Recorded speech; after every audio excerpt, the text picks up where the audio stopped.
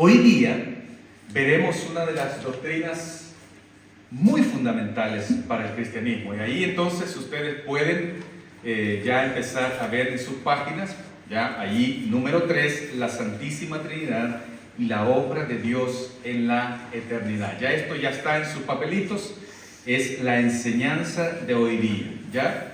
Así que ustedes pueden verlo allí ya para ir anotando sus preguntas.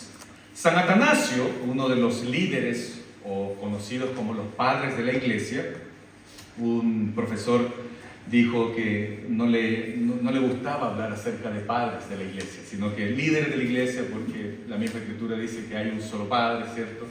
En los cielos. Entonces a veces estos términos se acuñaron en la historia, ¿cierto? El tema de la patrística y todo esto, pero padres de la iglesia se le conoce en la historia.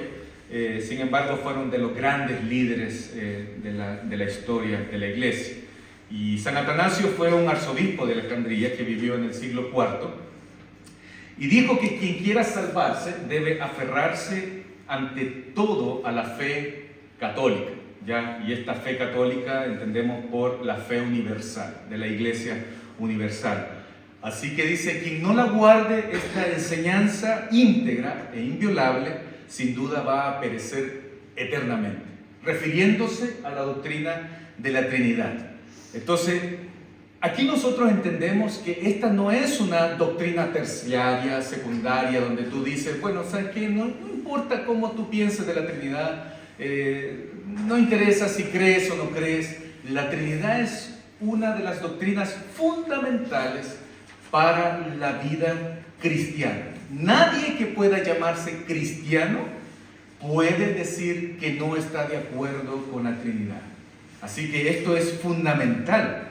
Ahora, San Atanasio u otros líderes dijeron que si tratamos de entender la Trinidad, perderemos nuestra mente. Si tratamos de negar la doctrina de la Trinidad, perderemos nuestra alma. Es decir, va a ser incomprensible la doctrina de la Trinidad, pero si la negamos, nuestras almas están en peligro. Eso es lo que prácticamente está diciendo. Y como lo dijimos en la primera clase, Dios es un Dios incomprensible, pero se ha dado a conocer a través de sus atributos, a través de su palabra, ¿cierto? A través de su creación. Así que, queridos, vayamos entonces a ver. Me voy a saltar un poco de los propósitos que vamos a ver acá, acerca de los propósitos de esta lección. Vamos a tratar de apuntar hacia cómo comprender la doctrina de la Trinidad, ¿cierto? Explorar acerca de los decretos eternos de Dios y vamos a reflexionar sobre esta importancia que tiene en nuestra vida la doctrina de la Trinidad y las obras de Dios. Así que ahí esto les va a quedar a ustedes en el material que les mando. Y vamos a ir ya entonces a la primera pregunta. ¿Qué dice la Biblia de la Trinidad? ¿Qué dice la Biblia de la Trinidad? ¿O qué dice la verdad?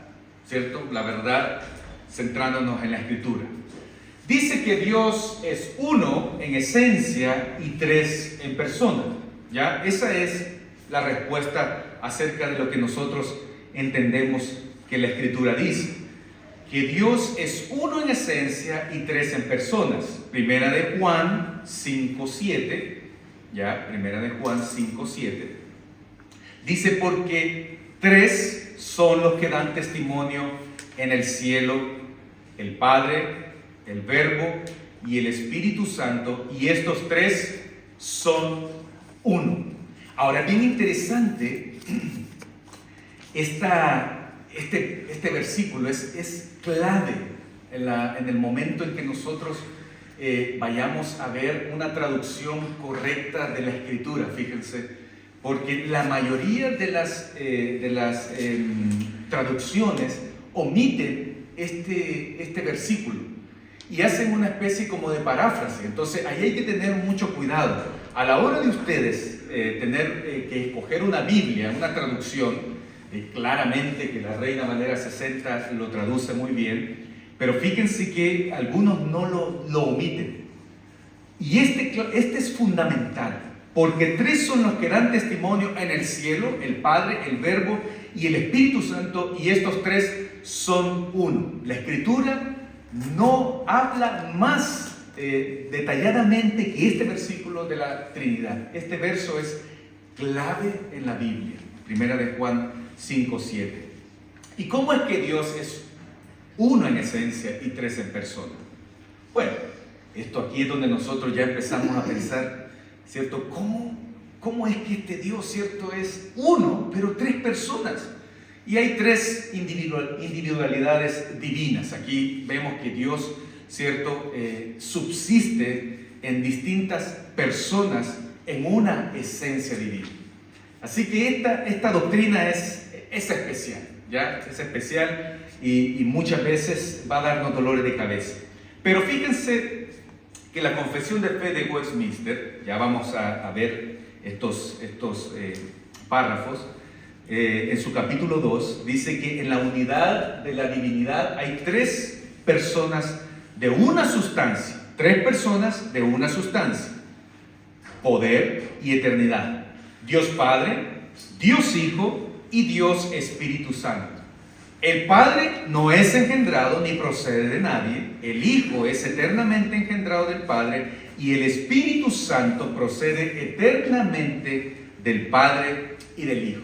Ahí entonces nosotros encontramos un concepto más desarrollado y profundo acerca de lo que dice de lo que significa la Trinidad y cómo está esta Trinidad, ¿cierto?, compuesta. Más adelante quizás vamos a profundizar un poco acerca de esta Trinidad, ¿cierto?, cómo está dividida o cómo Dios ha decidido revelarse en la Trinidad. Algunos ya en términos más profundos y teológicos seguramente han escuchado acerca de la Trinidad ontológica, la Trinidad económica, ¿cierto? Y esta Trinidad ontológica tiene que ver con el ser de Dios, cómo Dios se ha revelado. Es decir, el ser de Dios en la Trinidad es Padre, Hijo y Espíritu Santo. En la Trinidad económica es como Dios se ha revelado respecto de los roles de cada uno de las personas de la Trinidad. El Padre, ¿cierto?, engendra, el Hijo, ¿cierto?, redime, y el Espíritu Santo santifica. Esto es un poco más profundo, digamos, hablando acerca de la Trinidad. Vamos a ir profundizando a medida que avanzamos en esto.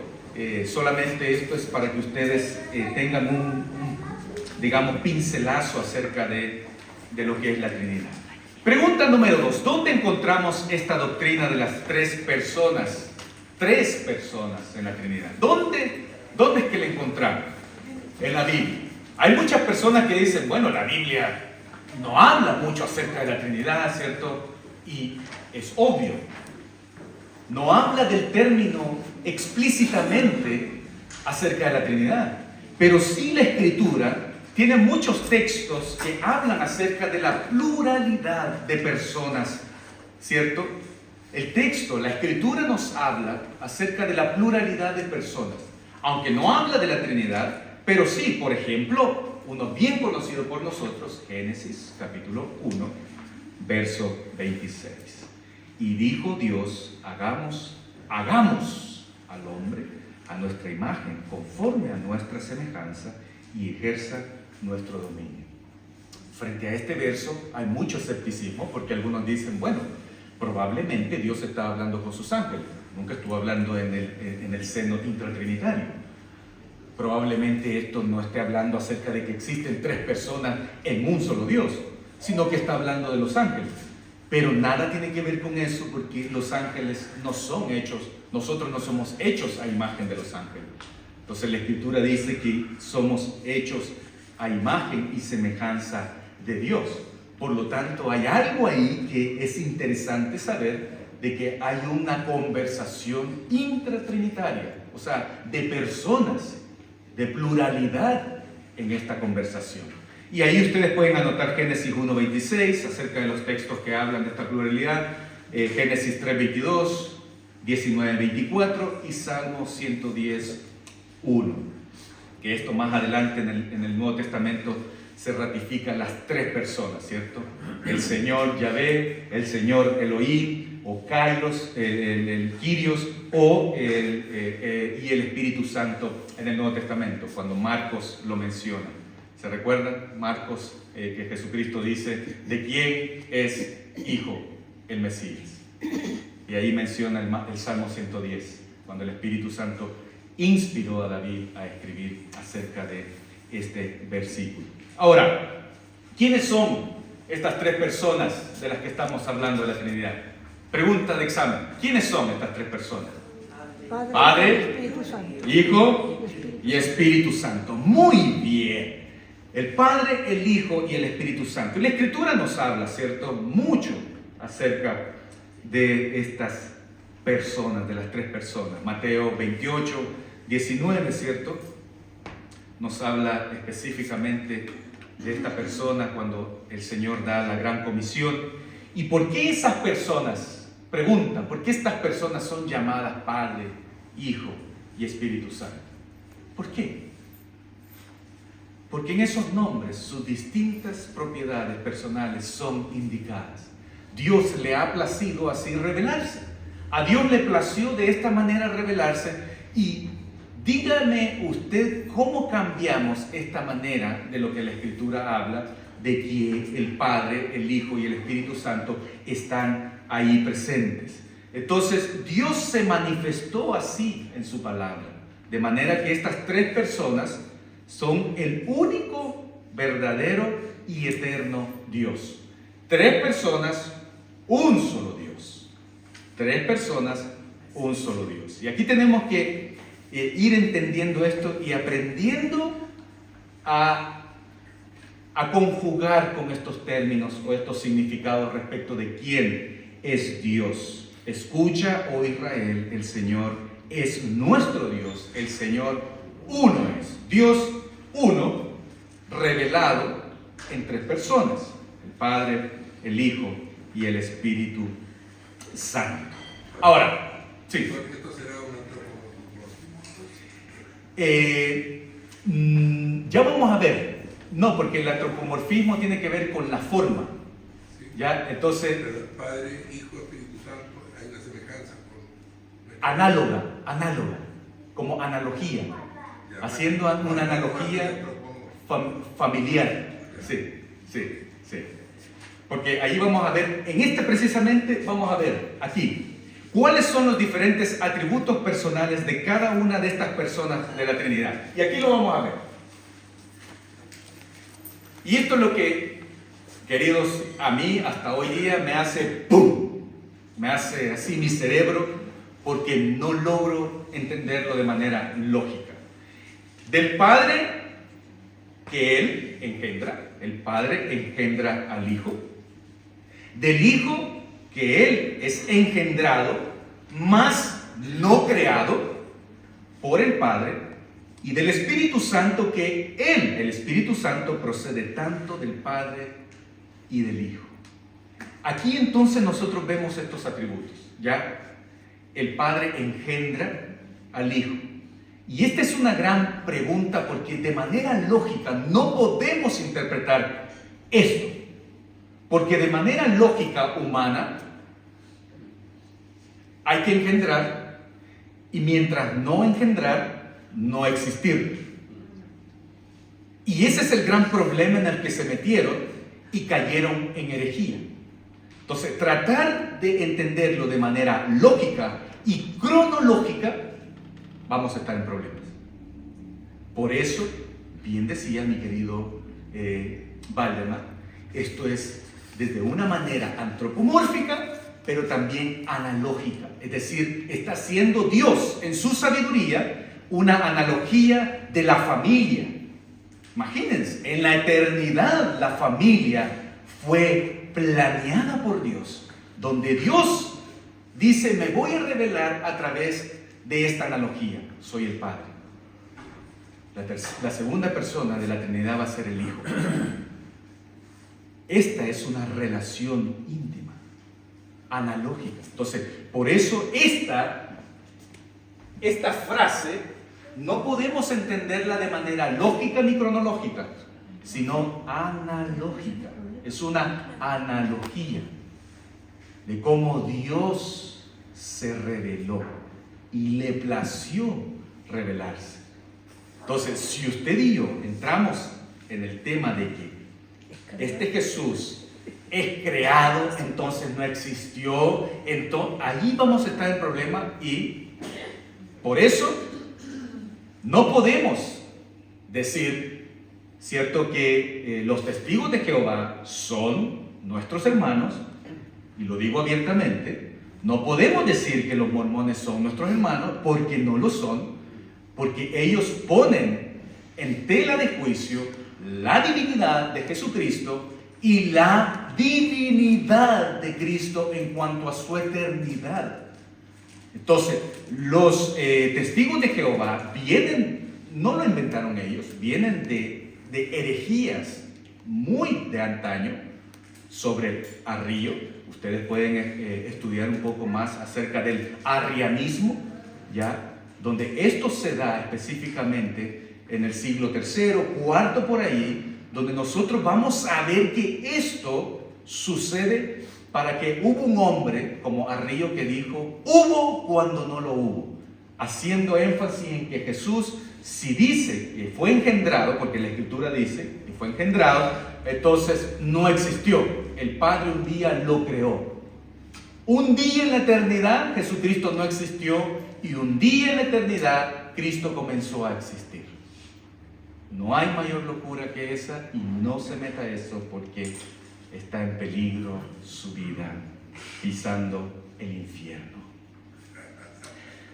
Tal como lo dijo San Atanasio, niégalo y va a estar en tela de juicio tu alma. Ciertamente anunciaré, dice el decreto del Señor, Salmo 2:7, que me dijo, mi hijo eres tú, yo te he engendrado hoy. Salmo capítulo 2, haciendo énfasis en la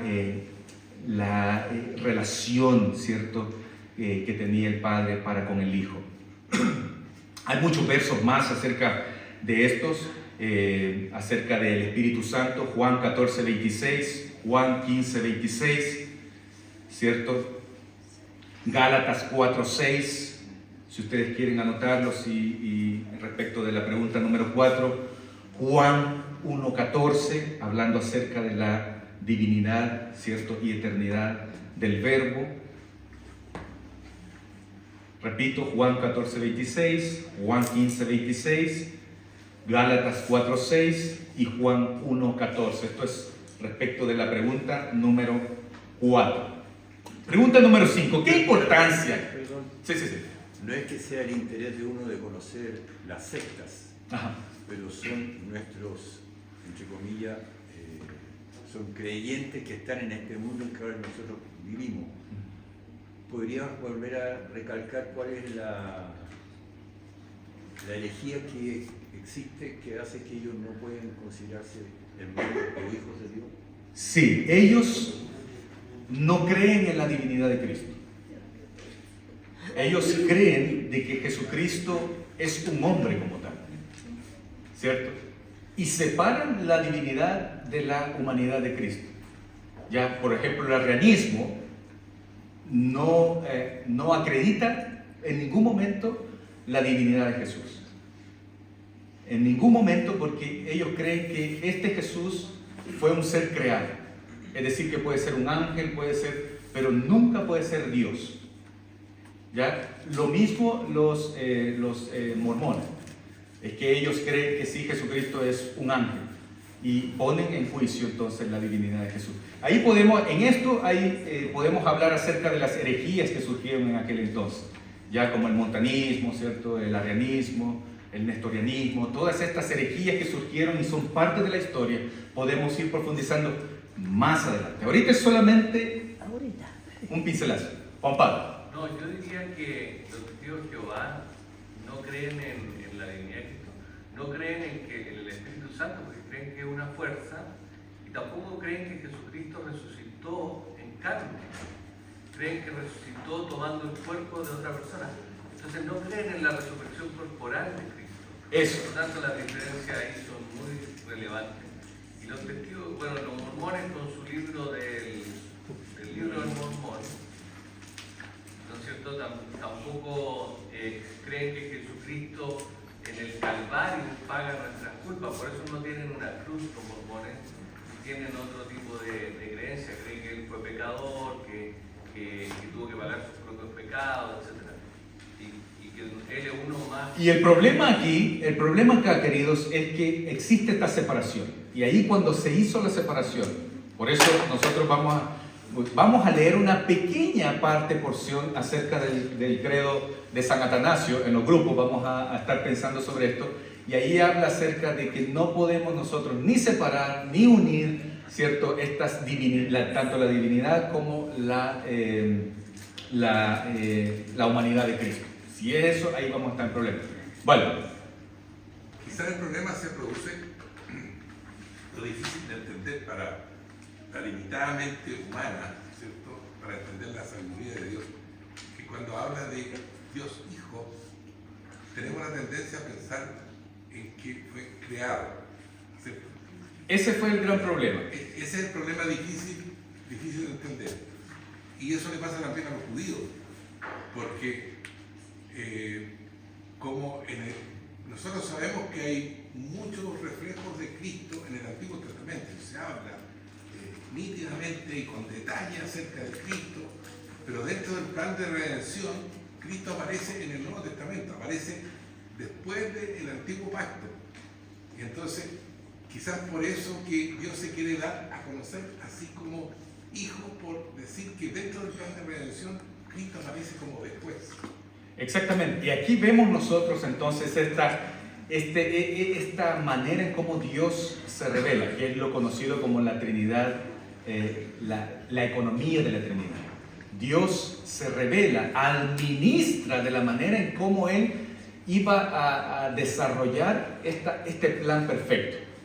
Así que vamos a verlo más adelante. ¿Qué importancia tiene todo esto? Ustedes pueden decir, porque yo comencé diciendo que esta doctrina es fundamental. Usted y yo no podemos llamarnos cristianos y poner en duda o decir, no me importa todo esto de la Trinidad. ¿Sabes qué? No me importa. No, por favor, elimine todo esto. Porque esta importancia de la Trinidad es que este Dios trino mora en una perfecta comunidad pactual, Padre, Hijo y Espíritu Santo, consigo mismo. Y miren, establece relación también de pacto con cada uno de nosotros.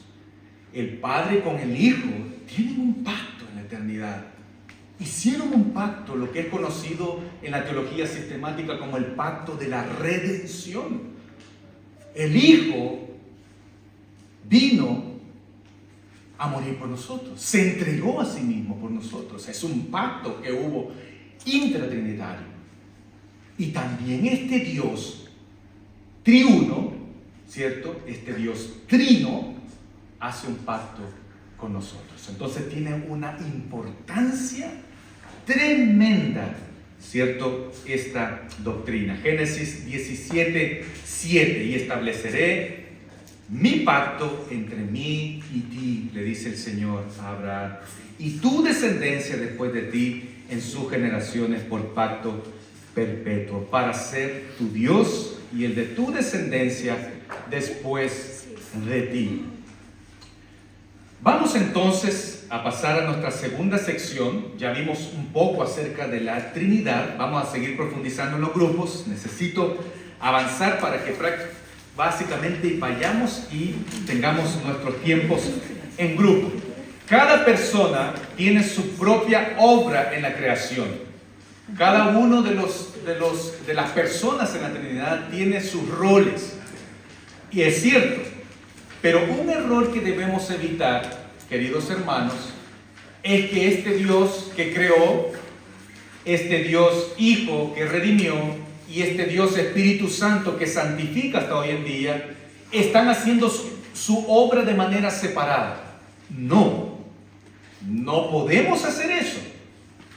Dios durante la historia creó y estuvieron presentes Padre, Hijo y Espíritu Santo. Cristo en la redención estuvo presente el Padre, el Hijo y el Espíritu Santo. El Espíritu Santo hoy en día está trabajando, forjando el carácter de Cristo en nuestros corazones, y no está solamente Él, están presentes las tres personas de la Trinidad. Entonces no podemos nosotros decir que bueno, el Padre como Él creó, solo Él estuvo en la creación. Durante la historia del Antiguo Testamento no podemos decir, bueno, ese es el Dios Padre el que estuvo en el Antiguo Testamento, porque el Espíritu Santo, ¿cierto? De repente que tenía sus apariciones, ¿cierto? Y el Hijo que de repente tenía, ¿cierto? Sus apariciones a través del ángel de Jehová. Así que tenían, no, los tres han estado presentes siempre, siempre. Es así. Acuérdense, son tres personas, un solo Dios, un solo Dios. ¿Cuáles son estas obras que realiza o que se realizaron en la eternidad? Sus decretos eternos. Aquí vamos a entrar a uno de los temas. Me encantan estos temas, queridos. Sé que esta clase yo creo que es una de las clases más profundas, pero que nos va a dar un significado y un gozo, alegría en nuestros corazones de ver quién es este Dios que nos ha llamado. Entonces, las obras que Dios realiza en la eternidad son sus decretos divinos. Efesios 1, 3, 4, ¿cierto? Pablo lo deja bien claro allí, que bendito sea el Padre y Dios, sea el Dios y Padre de nuestro Señor Jesucristo, que nos bendijo con toda bendición espiritual en los lugares celestiales en Cristo, según nos escogió en Él antes de la fundación del mundo, para que fuésemos santos y sin mancha delante de Él. En teología más profunda siempre quiero irles dando estos pincelazos para refrescarles a ustedes su memoria, que seguramente han escuchado de estos términos, o si no, los vamos a seguir escuchando, ¿cierto? Recuérdense que estas sesiones son cómo todos podemos acercarnos a la teología, a la doctrina.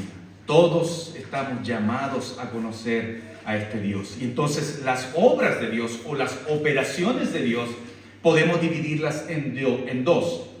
Las operaciones ad intratrinitarias, y las operaciones ad extra, fuera de la Trinidad. ¿Cuáles son estas operaciones que se dieron en la Trinidad, dentro de la Trinidad? Esto que acabamos de ver hace poco, acerca de que el Padre engendró al Hijo y que el Espíritu Santo procede del Padre y del Hijo. Todas estas cosas no podemos entenderlas porque se dieron dentro del seno trinitario. Son operaciones ad intra, dentro de la Trinidad, ¿cierto? Todo esto se dio allá. ¿Qué es lo que se dio hacia afuera? Las operaciones de Dios. Esto, los decretos. En la eternidad Dios manifiesta sus decretos. ¿Y qué es lo que vamos a ver el próximo domingo? A través de las obras de la creación y de su providencia. No se lo pierda el próximo domingo, ¿ya? Esto se manifiesta. Pero Dios en la eternidad misma, ¿cierto?, ha hablado a través de sus decretos. ¿Qué son los decretos de Dios? Fíjense que la pregunta número 12, anótenla ahí, no anoten todo el texto, sino pregunta número 12, habla acerca de los decretos de Dios, dice... Los decretos de Dios son los actos, miren, son los actos santos, sabios y libres del consejo de su propia voluntad, por lo que desde la eternidad y para su propia gloria ha preordenado inmutablemente todo lo que sucede en el tiempo, especialmente en lo que toca a los ángeles y a los hombres. Queridos, esto acerca de los decretos de Dios es un abanico inmenso, es tremendo. Así que ahí nosotros vemos acerca de un pincelazo de la pregunta número 12. ¿Qué son los decretos? Bueno, hacerlo más cortito, anoten. Ahí. Los decretos de Dios son su consejo eterno, de acuerdo al cual Dios hace todas las cosas. Eso es prácticamente, en resumidas cuentas, ¿qué son los decretos de Dios? Es su consejo eterno, de acuerdo al cual Él hace todas las cosas. La Escritura habla acerca de estos decretos, refiriéndose a otros nombres. ¿Se recuerdan cómo los nombra también la Escritura? ¿Qué otro nombre le da acerca de decretos? Voluntad, su consejo, su propósito, su beneplácito. Todos estos son sinónimos de cómo la Escritura también habla acerca de los decretos de Dios. Y ahí tenemos Efesios 1:11. Efesios 1:11. Por lo tanto, ustedes ven que ahí Efesios 1:12, en Él asimismo tuvimos herencia, habiendo sido predestinados conforme al propósito de que hace todas las cosas según el designio de su voluntad. Así que vamos a llegar a esta hermosa palabra, ¿cierto?, acerca de los decretos de Dios que se llevan a cabo a través de la predestinación. Pregunta número 8, ya vamos casi terminando. ¿Qué atributos de la Escritura da la Escritura al consejo de Dios? Ahí están. Estos atributos son los que da la Escritura al consejo de Dios. La Biblia enseña que Dios, el consejo de Dios, ¿cierto?, su voluntad, su beneplácito, sus decretos son eternos, soberanamente libres, independientes, inmutables, eficaces, comprensivos, sabios y buenos. Perfecto. También perfecto.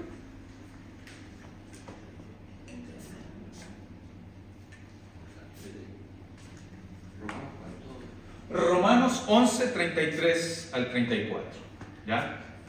La Biblia enseña que el consejo de Dios es eterno, soberano, libre, soberanamente libre, independiente, inmutable, eficaz, comprensivo, sabio y bueno. ¿Cierto? ¿Se recuerda Romanos capítulo 12, verso 1? ¿Cierto? Cuando Pablo dice, para que ustedes conozcan cuál es la voluntad de Dios, la cual es buena, es agradable y es perfecta. Se está refiriendo al decreto de Dios, a la voluntad de Dios.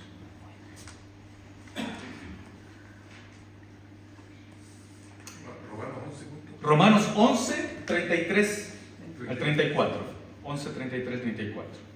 Y aquí ya vamos entonces a comer un poquito más de filete. ¿Ya? Pasamos, ¿cierto?, de aquella cosa que es como un pedacito de carne ya un poquito más molidita, ahora un poquito más gruesecito el filete, más así como... Bueno, ¿qué es el decreto de la predestinación?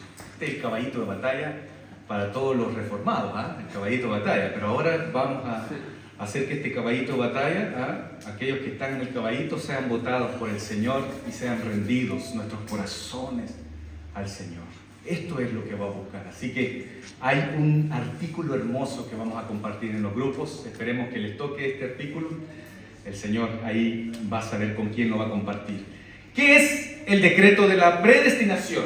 Fíjense, es el eterno consejo de Dios con relación al estado eterno de sus criaturas racionales. Ojo, racionales, incluyendo elección y reprobación. Romanos 9, 11 al 13. ¿Ya? Es el estado, es el eterno consejo de Dios, ¿cierto?, con relación al estado eterno, ¿cierto?, de sus criaturas racionales, incluyendo la elección y la reprobación. Entonces la predestinación se divide en dos. Podemos dividirla en dos. ¿Cuáles son? ¿Qué ven ustedes ahí? Elección y reprobación. ¿Dios elige y reprueba a los animales? No está hablando de eso, está hablando de sus criaturas racionales. Ojo, ¿ya? Tampoco pongámonos en el romanticismo de decir, bueno, entonces Dios va a reprobar y va a mandar al infierno a los animales. No, no está hablando acerca de eso. Esto es un tema de Dios, ¿cierto? Con sus criaturas racionales.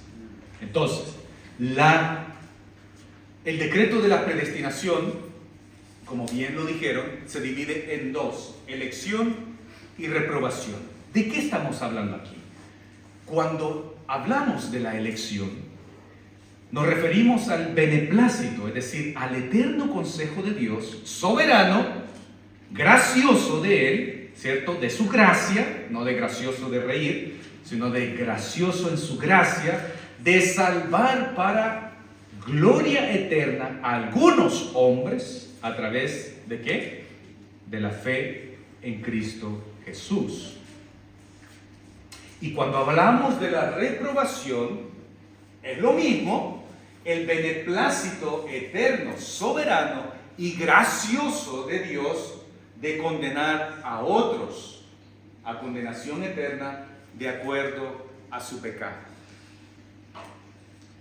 Queridos, este es un tema que a muchos no nos agrada: el tema de la elección de Dios en cuanto a su predestinación y en cuanto a su reprobación.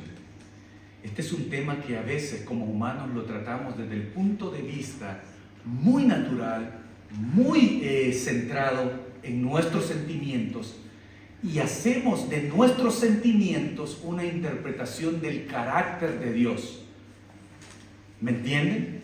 Y no es así. Cuando hablamos acerca del decreto de Dios respecto de la predestinación, debemos verlo bajo el paraguas de Dios, que es un Dios bueno, es santo, es justo, es misericordioso. Y a Él, beneplácitamente, ¿cierto? Soberanamente y de manera muy graciosa, llena de gracia, decidió salvar para gloria eterna de su nombre a algunos, como usted y como yo. ¿Cómo? Poniendo nuestra confianza en Cristo Jesús. ¿Cómo? A través de la obra del Espíritu Santo, quien nos ha capacitado de darnos cuenta de que somos pecadores y necesitamos a un Salvador. ¿Y cómo reprueban aquellos? Son los que Dios no pasó por alto su pecado, sino que Él, en su beneplácito eterno, soberano y gracioso consejo, condenó a ellos a condenación eterna de acuerdo a su pecado. Miren qué cosa aquí. Romanos capítulo 9, ¿cierto? ¿Se recuerdan cuando Pablo dice: ¿quién podrá decirle entonces el barro al alfarero, no me hagas así? ¿No hagas esto conmigo? Pablo dice: porque Dios escogió a unos para honra y a otros para deshonra. Romanos capítulo 9 nos da toda una explicación más profunda acerca de este decreto de la predestinación de parte de nuestro Dios.